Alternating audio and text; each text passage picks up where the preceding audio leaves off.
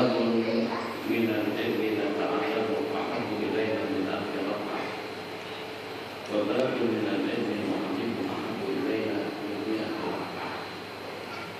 Insyaallah dalam beberapa menit kita ingin memahami sir dan rahasia daripada hadis yang diriwayatkan satu bid'ah ilmunya kaki pelajari itu lebih afdal daripada 1000 rakaat sunnahnya. Dan satu bid'ah ilmunya kami ajarkan itu lebih berarti daripada 100 rakaat sunnah yang dilakukan. Jadi pertanyaannya macam mana? Masalah untuk belajar ilmu itu susah mana? Kalau 1000 rakaat,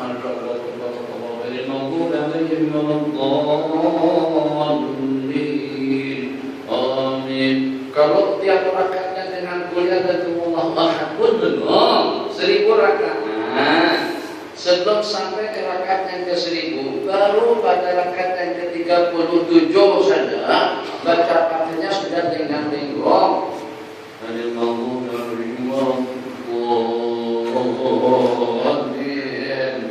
Belum lagi rukuk sudah tumbang pada rakaat yang ke-305. Ini 1000 rakaat.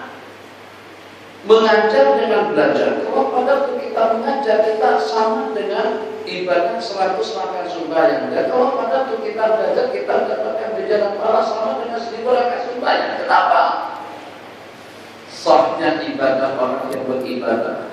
Sempurnanya sembahyang orang yang sembahyang. Kita dengan sembahyang, kita dengan zikir, kita dengan tasbih, kita dengan khulud di jalan Allah, dakwah fisabilillah, kita dengan segala aktiviti kebaikan yang membuat manusia jadi sedar, yang membuat manusia jadi insaf, kembali kepada Allah, paham matlamat hidup, dan juga dengan kita mengerti kenapa dengan anugerah nikmat yang Allah berikan kepada kita tanpa ada batasan dan juga tanpa ada hitungannya.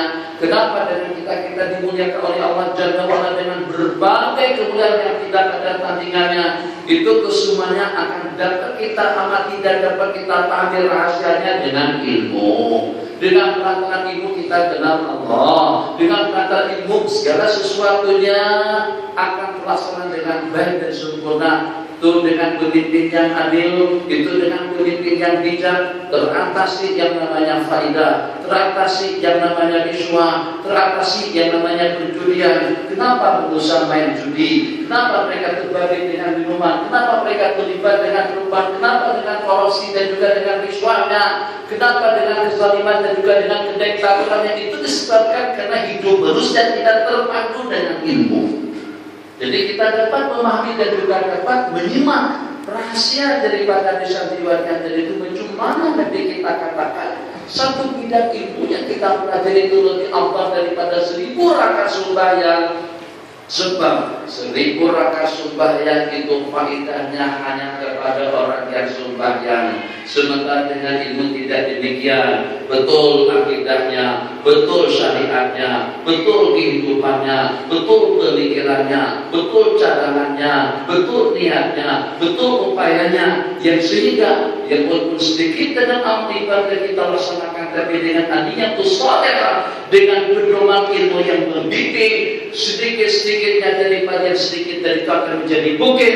Berbanding kalau pada saat hidup kita dalam kegelapan tanpa pedoman ilmu, banyak-banyaknya ibadah yang kita laksanakan yang lupus setinggi langit, itu akan menjadi niat dan sirna disangka bijak tinggi disebabkan dengan kejahilannya, riya, ujub, sum'ah, dan juga dengan perkara-perkara penyakit yang seumpamanya. Allahu Akbar. Ada dalam beberapa ganjaran pahala yang boleh kita peroleh. Maka Allah Ta'ala begitu saya masuk daripada kawasan sini tadi itu, daripada pojok sana, daripada ujung sana, minyak harumnya ada, kopiannya ada, teh tariknya ada, milonya ada, jagungnya, wallahu a'lam. Daripada ujung sana sampai kemari orang berniaga mencari rezeki, satu perkara yang diizinkan, juga satu perkara yang dibolehkan oleh Allah Jalla wa'ala.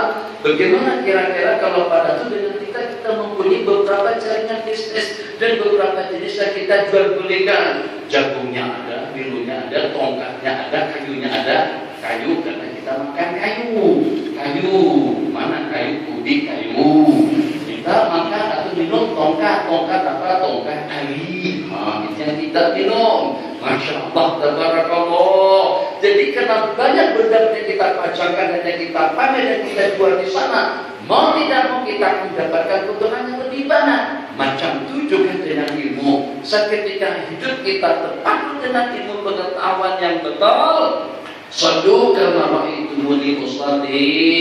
Pada saat kita takbir, kita sudah boleh mendapatkan 10 kali 10 kebaikan pada waktu kita takbir. Coba lihat, saya kongsikan. Masya Allah, tabarakallah. Sunat dengan kita mengangkat kedua tangan kita pada waktu kita takbir. Satu. Kemudian yang kedua disunatkan dengan kita mengangkat kedua tangan kita berbenturan dengan bahu. Ulama mengatakan telapak tangannya berbenturan dengan bahu, ujung jari tangannya berbenturan dengan telinga. Itu dua. Kemudian yang ketiga, kedua tangan tadi itu pada saat diangkat, jari-jari tangan yang seluruh ke atas kiblat, muwaffaqan tabrikan wasatan, keseluruhnya itu kita arahkan, kita tujukan ke arah kiblat, mufarraqan dengan direnggangkan, tafrikan wasatan direnggangkan secara pertengahan, terbuka macam itu tidak, terapatkan macam itu juga tidak. Itu sudah berapa? Angkat tangan 1. Kemudian yang kedua berbenturan dengan bahu 2. Kemudian yang ketiganya jari-jari tangan dilengkungkan 3. Kemudian yang keempat direnggangkan 4. Kemudian yang kelima tafrikan wasana secara perlahan, secara pertengahan 5. Kemudian lantunan takbir itu dengan gerak tangan pada waktu yang sama. Allahu Akbar. Berhabis tangan kita di sini itu sudah 6 pahala. Kemudian disertakan dengan niat di dalam hati. Ada muqaranah urfiyah, ada muqaranah haqiqiyah. Muqaranah urfiyah daripada permulaan di dalam hati sengaja kesumbahya, baru di dalam hati karena Allah Subhanahu wa Ta'ala. Itu muqaranah haqiqiyah. Muqaranah urfiyah yang walaupun permulaannya ke ujungnya tidak tepat, itu tidak mengapa. Kemudian kita letakkan di mana? Ada beberapa riwayat dikatakan ala sadrihi, di atas dada, riwayat mengatakan di atas pusat dan dibuat daripada dada. Ada juga riwayat yang diambil oleh ulama Hanafi diletakkan di bawah pusat. Jadi pada seketika dengan kita beramal dengan ilmu, baru takbir saja sudah terdapat hampir tidak kurang daripada 10 kebaikan kali 10. Kita kalikan dengan jumlah makmum yang bersama kita, tambah dengan khasyat tadallul tinggisannya, pahala kebaikannya kita dapatkan tidak terhitung banyaknya. Itu yang tadi kita sertakan al-imamullah minun. Maka perkara-perkara seperti itu perlu kita perhatikan. Alhamdulillah, dengan amalan yang sama, dengan ibadah yang sama, di tempat yang sama, tapi kadang-kadang belum tentu hasilnya sama. Percuma boleh berbeda-beda dengan hasilnya, tertakluk kepada ilmu yang memandu. Jadi jangan tidak belajar. Billahi alaikum, satu kesalahan besar kalau dengan seusia kita masih belum dapat membeda-bedakan yang mana yang wajib, yang mana yang sunat, yang mana yang mustahab, yang mana yang tidak dalam ubudiyah kita kepada Allah Jalla wa Ala. Kalau kita berpeluang untuk mempelajari bidang-bidang ilmu untuk bisnis kita, teknologi kita, komputer kita, laptop kita, handphone kita, LCD kita, dan juga dengan peralatan-peralatan yang seumpamanya, kalau kita sudah meluangkan waktu untuk kita mempelajari bidang-bidang ilmu yang sehingga dengan kita dapat mengetahui dengan teorinya dan juga dengan pengaturan dan juga dengan perawatannya, Masya Allah, tabarakallah, dalam bidang politiknya, sosialnya, kesejahteraannya, ekonominya, budayanya, Masya Allah, luar biasa hebat. Dan itu semuanya anak untuk kepentingan kita yang sementara waktu saja, tapi untuk kepentingan akhirat kita pernah kita pikirkan. Jadi kesemuanya akan berpandu dengan ilmu, supaya jangan sampai jadi remang-remang. Pastikan pada pun kita bergerak, pastikan pada pun kita rukuk, pastikan pada pun kita sujud, pastikan pada pun kita membaca, pastikan pada pun kita berdiri. Pergerakan kita itu memang betul-betul ikut aturan hukum akal dan juga ikut aturan mengamalkan sunnah-sunnah Rasulullah SAW. Tadi saya tidak mendengar ada amin dari Banda Jari yang pakai selendang hijau. Hanya satu kami sebelah sini. Ghairil maghdubi 'alaihim waladdallin.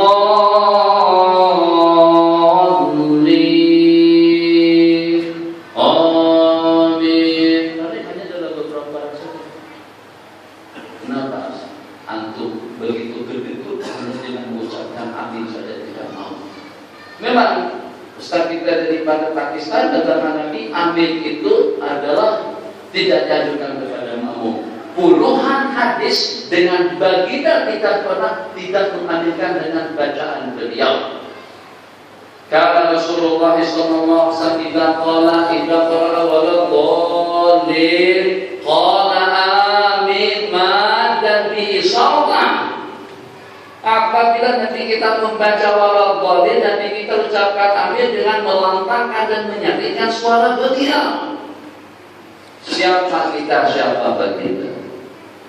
Mungkin ada yang tidak paham tentang rahasia amin, sehingga tidak terbuka, tidak ada keinginan, tidak ada kemauan, gedekut sungguh dengan suara dan tidak mengaminkan baca daripada imam. Justru dibalik daripada amin tadi itu terdapat macam-macam rahasia. Insya Allah ngaji saya tidak berjanji, dan itu insya Allah hakikatnya kita adalah rahasianya. Senantiasa kita sehat, senantiasa kita mendapatkan bimbingan dan petunjuk, senantiasa kita mendapatkan kemudahan, senantiasa kita sejahtera, senantiasa kita merasa aman, senantiasa kita mendapatkan bimbingan, senantiasa kita mendapatkan perlindungan. Itu berkat amin.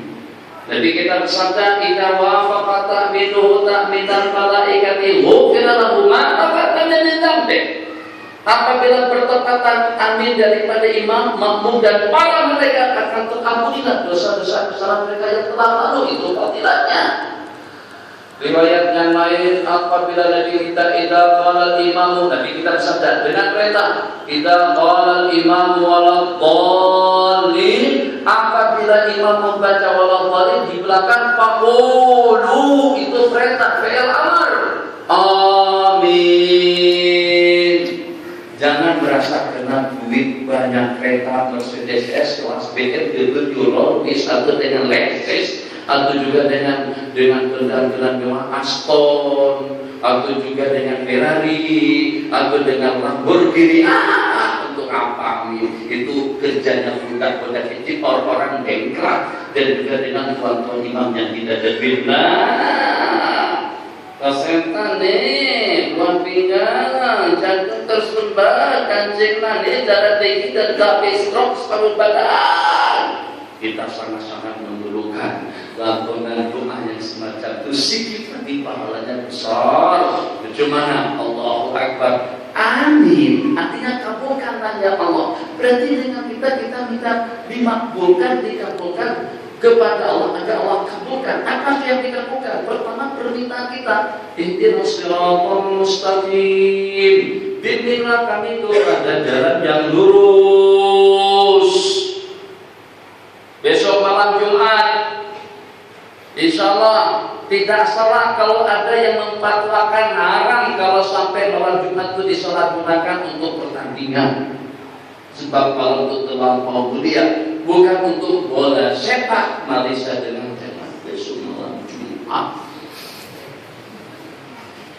Tertinggalkan Yasin masjid kosong karena kita nonton bola sepak. Kalah Yasin dengan bola sepak.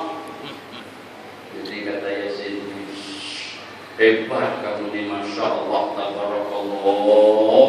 Macam mana masjid boleh kalah, tilawah boleh, kalah zikir boleh, terkalahkan ibadah boleh, terkalahkan semuanya boleh terkalahkan. Sampai-sampai dengan kita berhenti kerja sebelum waktunya, sampai-sampai dengan kita tinggalkan masjid jamaah kita karena satu bidi yang bergulir namanya bola. Kalau nak nonton juga rekam melalui Estro, nanti hari Sabtu baru kita tonton. Karena malam Jumat melampau mulia tidak mustahab.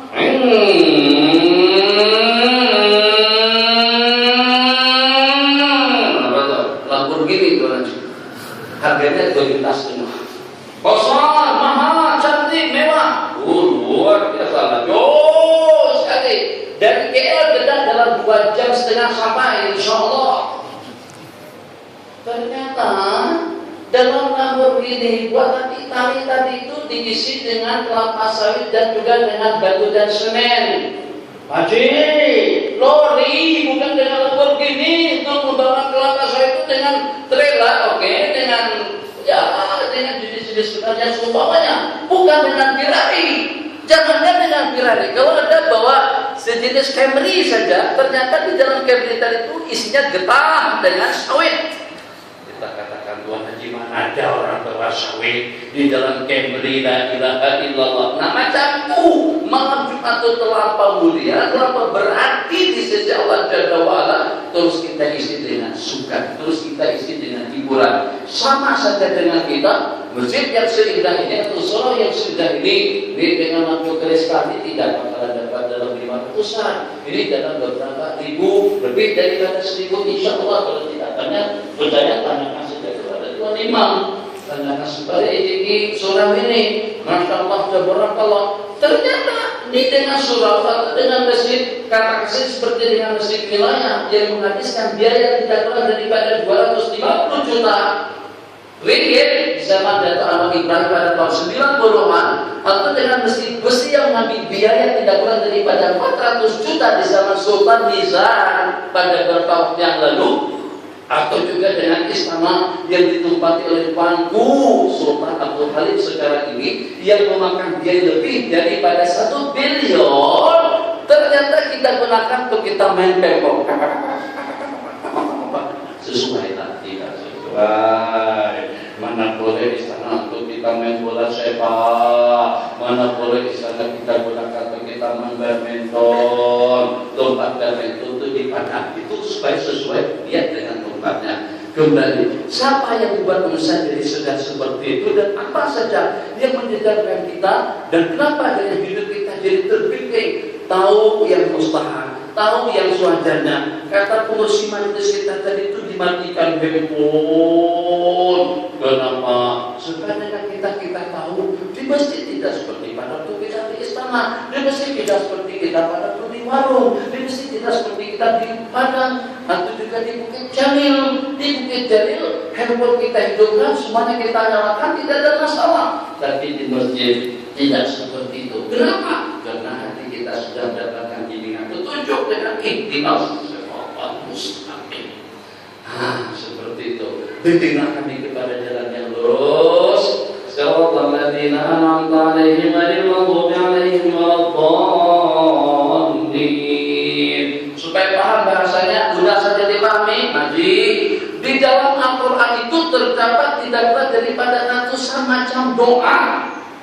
Rabbana atina fid dunya hasanah, Rabbana la tuzigh qulubana, Rabbana hab lana min azwajina, Rabbana innaka jami'un nasi yawmin la raiba fihi, Rabbana la tu'akhidhna in nasina aw akhtana, Rabbana innana sami'na munadiyan yunadi bil iman, Rabbana hab lana min azwajina. Ada berapa Rabbana di dalam Al-Qur'an yang itu kesemuanya maknanya, asratnya, rahasianya, hikmahnya tercakup di dalam Fatihah, dan Fatihahnya kita baca pada tiap rakaat kita sembahyang, pada penghujungnya amin.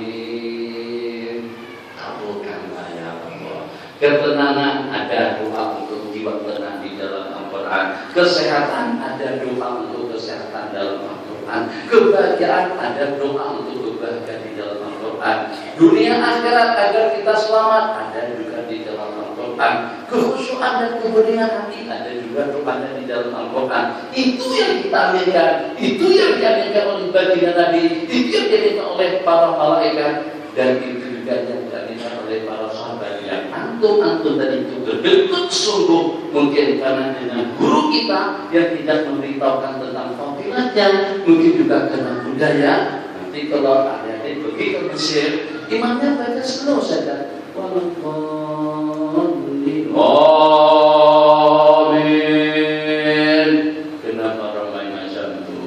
Karena mereka ingin mengejar kelebihan dan kebaikan yang ada dalam tangan. Terakhir,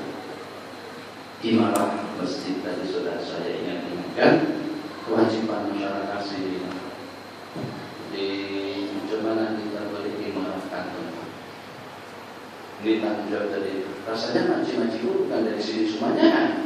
Itu salah. Itu neraka. Itu mana yang hasilnya mana? Ini pelajaran dan daripada jauh ini tanggung jawab kita. Supaya memancar nur dan cahaya daripada Tuhan surah hidayah kita sini. Itulah kita bersaing sekarang, kita bersaing.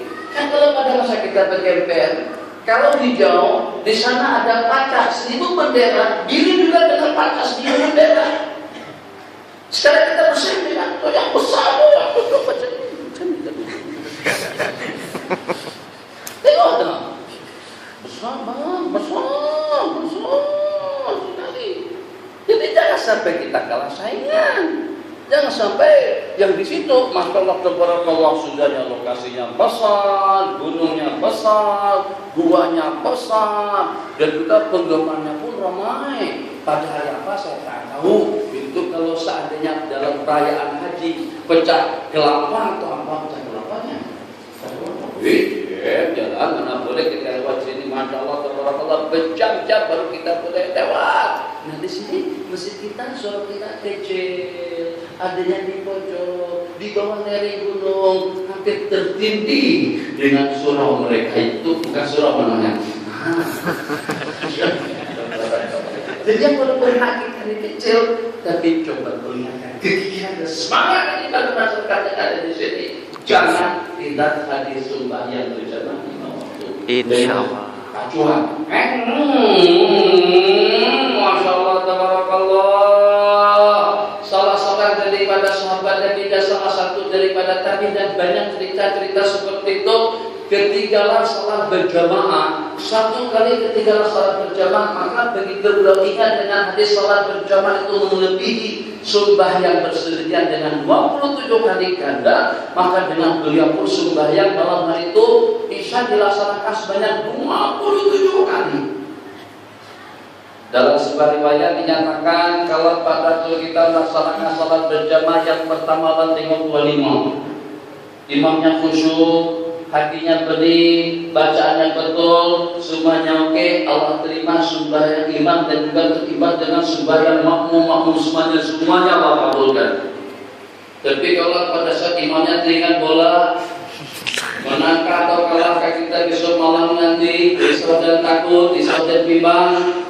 Sebab kita pada menjadi tuan rumah saja kita tidak boleh menang. Bagaimana kalau pada itu kita jadi tetamu di Thailand situ? Mungkin barangkali kita tawar 2-0 dari ke sini nanti besok malam. Karena sumpah pula pemain yang 11 orang itu dimarahi sama penggemar-penggemar di sini. Kenapa? Sebab kadang-kadang penonton lebih pandai daripada pemain. Pemain itu tak tahu cara mencetak gol itu macam mana, tapi dengan penonton boleh aja. Untuk Allahu Akbar. Begitu saja tak masuk. La ilaha illallah. Kiper tadi itu melompat salah lompat, bukan situ bolanya di sini, kenapa tidak ditampar macam itu? Lepas bola tak jadi gol. Penonton ini maksudnya senang saja menonton, senang saja mengatur pemain. Jadi kadang-kadang lebih pintar penonton daripada pemain. Jadi karena kita menghayal ke sana, akhirnya sumpahnya kita tidak terlalu khusyuk. Allah tengok makmum yang di belakang, ada satu orang makmum di pojok sana. Jika siapakah yang khusyuk, yang bening, yang tadabbur, Allah terima sumpah yang makjidat itu dari semua makmum yang bersama. Kalau tak juga makmumnya tidak khusyuk, imamnya tidak khusyuk, dan makmumnya tidak khusyuk disebabkan karena apa saja lah. Kenapa sih kira-kira makmum tidak khusyuk? Oh, dengan pilihan raya. Menangkah kalah, jadi menangkah kalah. Kakek selalu menang kalau. Tapi kalau kalah bukan kita yang naik, kalau menang bukan kita itu yang terpilih. Sebab yang jadi Perdana Menteri itu sangat satu saja. Jadi jangan terlalu menghayal, jangan terlalu berharap untuk menjadi pengganti kepada Datuk Najib. Sebab akan menggantikan data yang sangat satu orang saja. Dia satu orang itu akan diributkan oleh 9 sekian orang. Dikatakan kalau pada satu orang yang berhormat meninggal dunia, di meninggal meninggal akan terdapat puluhan yang bertarung untuk menggantikannya. Jadi kalau pada saat ada ulama meninggal dunia, ada berapa ramai yang sanggup untuk mengambil alih peranannya. Itu problem yang kita hadapi. Akhirnya sama-sama tidak kosong. Imamnya tidak kosong, makmumnya tidak kosong. Allah akan terima supaya mereka disebabkan karena kita berjemaah. Aceh, kalau sembahyang sendirian di rumah, khusyuknya tidak. Nak tengok imam, imamnya tak ada. Nak tengok makmum, makmumnya tidak ada. Nak tengok jamaah, mana jamaahnya? Jadi atas pertimbangan apa Allah akan terima sembahyang kita? Sembahyang kita permulaan. Yang dengan sembahyang ini adalah pendahulu daripada segala-galanya. Kalau pada saat dengan power dan kemampuan daripada sembahyang mampu untuk membuka pintu gerbang ijabah Allah, puasanya, hajinya, zikirnya, hafaznya, hafalannya, tasbihnya, tahmidnya, ibadah kita semua akan diperkenankan dan juga akan diterima. Tapi kalau dengan power sembahyang itu tidak mampu untuk membuka babal ijabah, tidak mampu untuk membuka babal kabul, semua amal ibadah kita akan ditolak.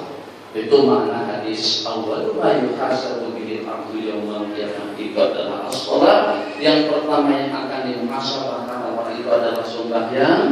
Sembahyangnya sempurna, maka akan diterima dan akan diterima sa'irul amali, segala amal ibadah yang dilaksanakan. Jadi mudah-mudahan dengan beberapa hadis dan juga dengan beberapa nasihat itu, insyaallah untuk ke depan daripada besok hari sebelum pergi ke office, ke Poktelan, ke Pradua, Roton, bank, perusahaan, sawah, gudang, dusun, kebun, durian dan lain sebagainya, mulakan dengan sembahyang berjemaah di sini terlebih dahulu. Apalah kalau ini tak banyak mana pun tak kisah. Assalamualaikum warahmatullahi wabarakatuh. Assalamualaikum warahmatullahi wabarakatuh. Baca yang 10 Allah majini 7 kali. Baca kursi tasbih tahmid takbir 33 dengan penutup la ilaha illallah wa la syarika lahu dan seterusnya, dan balik saja. Tapi jangan tidak berjamaah supaya kita tergolong, sebab peluang kita untuk menjadi syabun seperti mereka-mereka yang sudah kelewatan. Wasyabun nasyati ibadatillah, dan dengan seorang pemuda yang terdidik, yang hidup mengabdikan diri kepada Allah. Kita ini bukan syab lagi, kita ini bukan guru, kita ini adalah kita adalah 50-an. Hanya bedanya nanti dengan saya, Pak Haji mungkin lebih banyak lebihnya. Saya terlalu lebih 2 tahun atau 3 tahun daripada 50. Amalnya tua juga. Haji dan lebih 10 tahun dan lebih dari 50. Lebih banyak lagi. Jadi untuk kita memperolehi golongan yang 7 sarkatum yudhilluhumullahu bidhillihi yawma la dhilla illa dhilluh. 7 golongan akan mendapatkan naungan aras dan pada saat tidak ada naungan kecuali naungan Allah Jalla wa Ala. Di situ di antaranya imamun adil, pemimpin yang adil. Bila kita jadi pemimpin yang adil, jadi gubernur, jadi yang berhormat, kita adil dan penyokong pun saja. Kalau kita masuk duit 3.000 RM, tambah kali yang menyokong, buat duit saja. Jadi Perdana Menteri jangan selalu menghayal sampai mati, sampai ke akhirat, sampai ke kubur. Ada tentu ada orang yang mencalonkan. Jadi ganti yang depan orang itu juga dunia dengan akhirat. Sebab ada keturunannya. Imamun adil dan kelewatan. Sebab kita merebutkan sesuatu yang hanya satu saja di negara kita ini. Yang kedua, warajulani tahabba fillahi jama'a alaihi wa tafarraqa alaihi. Orang laki-laki yang berkasih sayang karena Allah, berhimpun di masjid karena Allah, berhimpun dalam kebaikan karena Allah, tidak ada kepentingan syarat mencari kunjung harga materi, hanya semata-mata karena Allah. Itu keluar untuk sumber hidup. Yang ketiga, warajulun qalbuhu mu'allaqun bil masajid, atau yang ketiga wasyabun, dan dengan seorang pemuda nasya'a, terdidik, dibesarkan dalam berkuliah kepada Allah. Kita ini bukan pemuda lagi, kita orang tua, tidak punya anak, tidak punya cucu. Di mereka pun sekarang masih anak-anak, nanti sekejap lagi jadi punya anak. Sekarang anak-anak, besok jadi punya anak, akan beranak. Allah bukan kamu pasti itu kiamat dunia.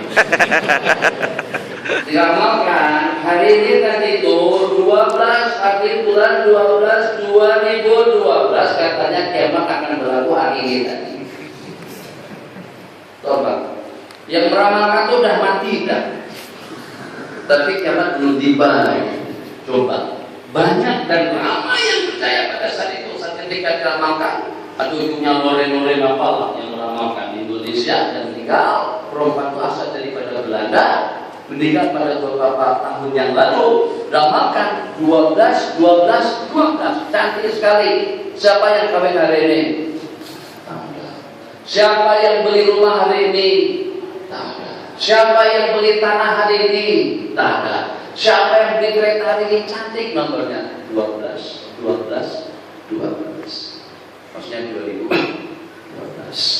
Ini kalau orang Cina jadi hari sejarah bagi mereka. Kalau kita hari sejarah itu tiap hari, bukan hari ini saja. Sebab semuanya tercatat di sisi Allah Jalla wa Ala. Allah syabab sudah kelewatan. Keempat, warajulun qalbuhu mu'allaqun bil masajid, dan seorang laki-laki hatinya tertakluk dengan masjid, dari rumah tetap ingat masjid, di jauh manapun tetap ingat masjid, waktu musafir tetap ingat masjid, waktu bekerja tetap ingat masjid, sedang sibuk ingat masjid. Allahu Akbar, Allahu Akbar, terpanggil dari pojok dan daripada tempat tempat kediamannya. Kita akan tuju tempat tersebut selama tidak ada halangan dan rintangan. Bukit Jalil. Senamuhan jarak jauh ditempuh Bukit Jalil. Untuk ke Helang-Helang, untuk pergi Langkawi, tempat rekreasi. Tapi belum pernah kereta mewah itu, Masya Allah. Kalau di depan surau, depan masjid ada Ferrari, ada Lamborghini, ada Jaguar, ada Lexus, ada Mercedes S-Class, ada Volvo, ada BMW, ada Audi, Audi, ada pasti Allahu Akbar. Malaikat betul-betul selamat. Tengok orang-orang kaya, anak-anak muda bawa kereta-kereta mewah, bukan dibawa ke tempat kelak-kelak malam, tapi dibawa ke rumah Allah Jalla wa Ala. Masya Allah, tabarakallah, motornya Abdullah. Ini kalau ada motornya